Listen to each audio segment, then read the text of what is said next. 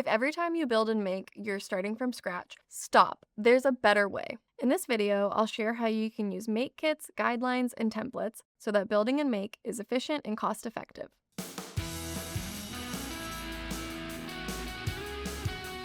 I'm Rachel, and this is Show Your Work, the series where designers geek out and get into the file, showing you how they're building in Figma. Every time you start a new make file with no context, make is starting cold. It doesn't know your design system, your components, or how your team structures things. You might spend your first 10 minutes prompting things that make could have known from the start, which is the most inefficient way to begin a session. But there's a better way. The right starting point depends on how much you're willing to invest and what you're building. Let's get right into my first tip. Use make kits for a strong design system's foundation. Make kits are my first go-to for any established design system. Make kits bundle three things: an NPM package, which brings in your actual coded components, a Figma library, which brings in your design system styles and tokens, and a guidelines file, which brings in additional rules for how your system behaves. More on guideline files in a bit.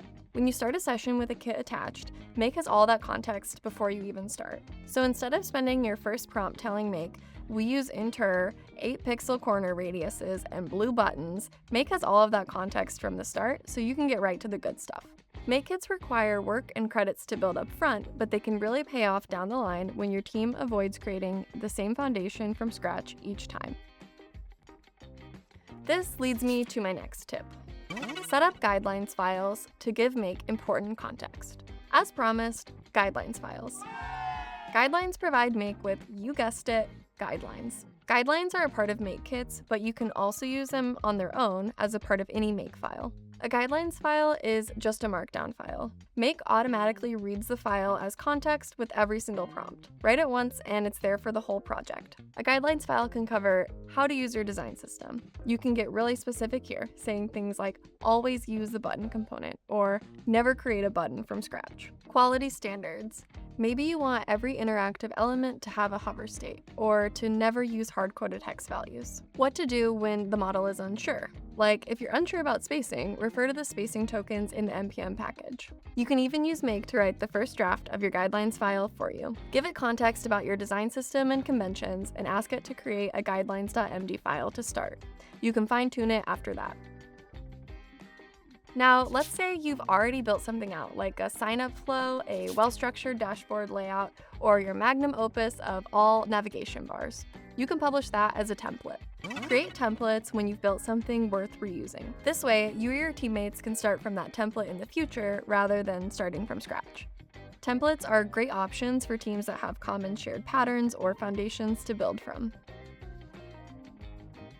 These are all great options, but there's also a really simple thing I like to do.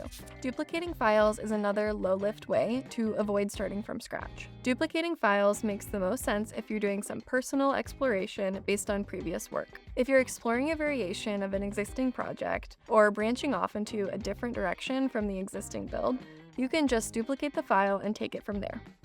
We've covered how to start your make session on the right foot, so you're not wasting prompts on setup.